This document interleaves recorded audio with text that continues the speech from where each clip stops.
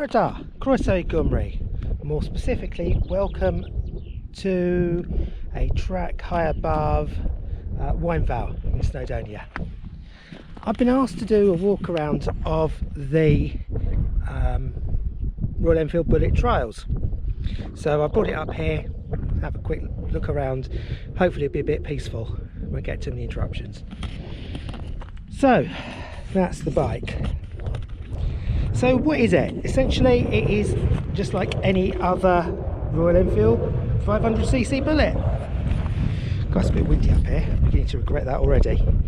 Okay, so the spec, it's 500cc, about 27 brake horsepower, tons of torque, 5-speed gearbox, fuel injection, anti-lock brakes, and that's about it. It is a very basic motorcycle. So what makes this a trials and not a standard Bullet? The Bullet's been around since well, heaven knows how long. The original ones, way back in the 20s, but the sprung chassis ones, I believe about the early 50s. So what makes this different? Well, first of all, this particular one runs from the factory these dual sport tyres. It's still the standard 19-inch wheel. It's not a 21-inch wheel, which I would have liked to have seen. It's almost a bit of a halfway house. It's 19, it's all right, it does the job. The tyres are surprisingly good, fantastic grip, wet and dry. They don't particularly cope well with very slippery surfaces because you wouldn't expect them to.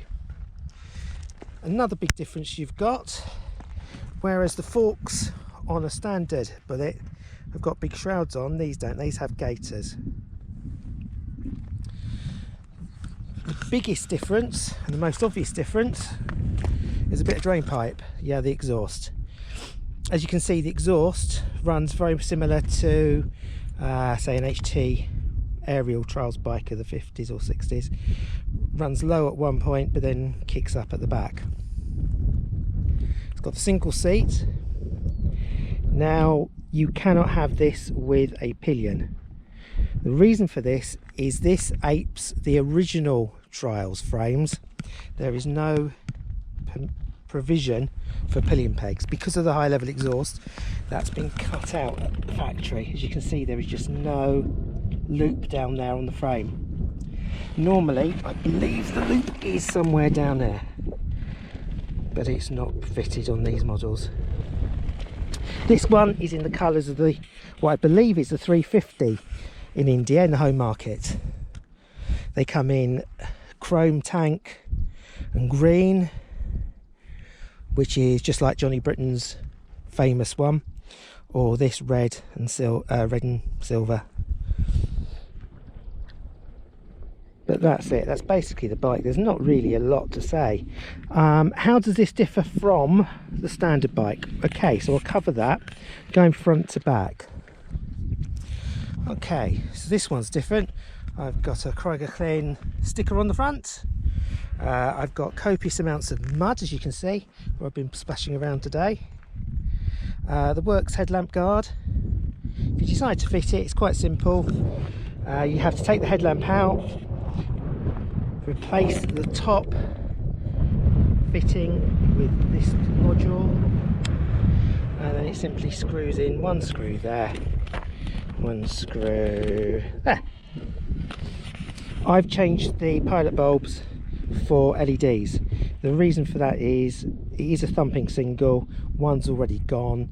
Went to Hitchcock's, got some replacements, and I got some LEDs, so I've just put those in.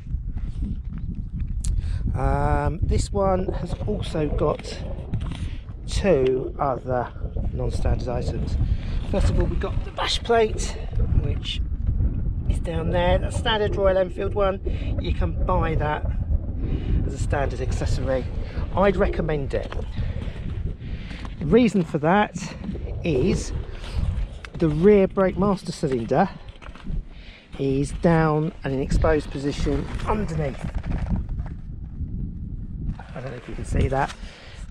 So even if you're using the bike on the road, it is a bit vulnerable. However, by us positioning the some guard bash plate, whatever you'd like to call it.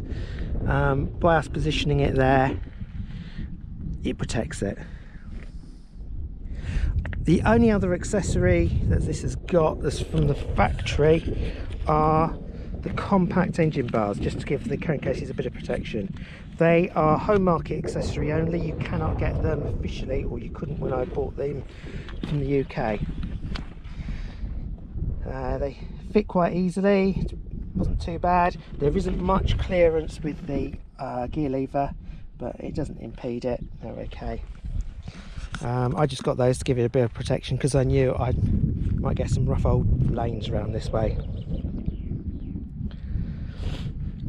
The only modifications I've done that are non-standard, I removed the very long plastic mudguard extender. Okay, what I did was I removed from that the original reflector and put that on the bottom of the number plate to keep myself legal. But that just doesn't suit the look of the bike at all, the big lump of plastic. So I changed that.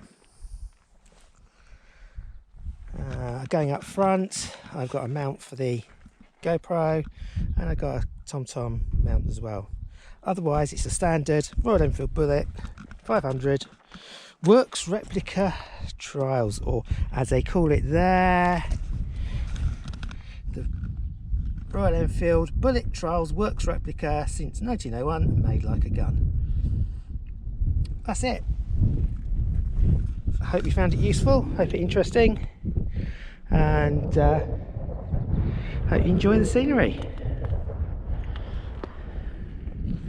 I'm now going to be disappearing off generally in that direction up there.